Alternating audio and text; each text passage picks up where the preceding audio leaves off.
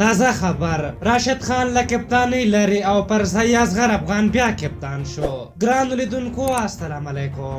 د افغانستان د ملي لوبډلې د درې واړو فارمټونو کپتان راشد خان له کپتانۍ لري او پر ځای پخوانی کپتان اصغر افغان بیرته د ملي لوبډلې کپتان وټاکل شو او راشد خان یې مرستیال کپتان وټاکل شو. په افغانستان کرکټ بورډ کې نن د کرکټ بورډ عمومي رئیس نن د رسنیو په وړاندې نوی کپتان اعلان کړ او راشد خان د هغه مرستیال وټاکه. فرحان یوسفزي په خپلو خبرو کې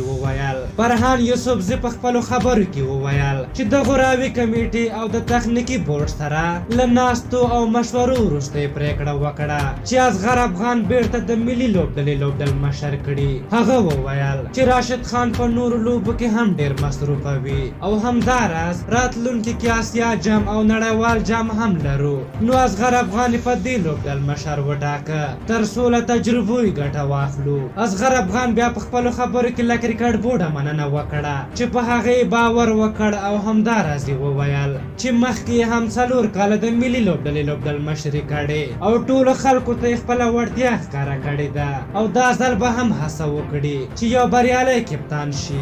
اصغر افغان چې 100 کاله د ملي لوبډلې کپتان پاتې شوی د 2019 کال نړیوال جام مخکې د هغه وخت عمومي رئیس عزیز الله فضلي له لوري له کپتانۍ لرې شو او پر ځای د یو ورځنیو لوبو لپاره ګلبدین نایب، د 20 ورځو لوبو لپاره راشد خان او د ټیسټ لوبو لپاره رحمت شاه کپتان کړ او لامل یې تر ډیره کرکټ له میراثیتوب ایستل ښودل شوی و. خو اصغر افغان له خپلو ملګرو سره د نوي کپتان په وړاندې ودرېدل او په لوبډله کې ډله بازي د دې لامل شوه چې افغانستان پرله پسې ماتې وخوري او وروسته ځینې نور جنجالونه هم ترسره شول چې په پایله کې ګلبدین نایب له کپتانۍ لري او کپتانۍ بیرته د اصغر ډلې ته لاړه او راشد خان ارمان د افغانستان کپتان شو. په هغه وخت کې اصغر افغان ځکه کپتان ونه ټاکل شو چې عزیز الله فضلي مخالفت کاوه دا چې فضلي له دندې لري او واک بیا د دوی سره و، نو نن یې بیرته اصغر افغان کپتان کړ. د راشد خان په اړه ویل کیږي چې هغه غواړي تقریبا په هر لیګ کې ولوبیږي،